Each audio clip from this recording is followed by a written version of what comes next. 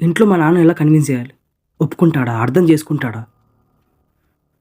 ఏం అర్థం కావట్లే. మా నాన్న కాదని నేనేం చేయలేను. Sorry to say this. Let's breakup.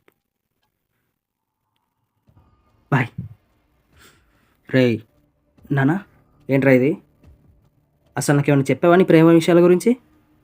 మా నాన్న ఒప్పుకోడు అంటావేంటి? నేను ఒప్పుకోనా నీకు చెప్పానా?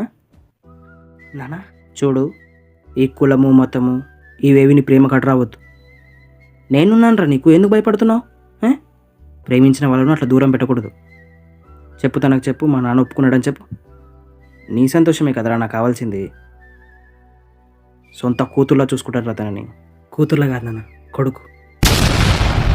ఏ మాయే ఇది ప్రాయమా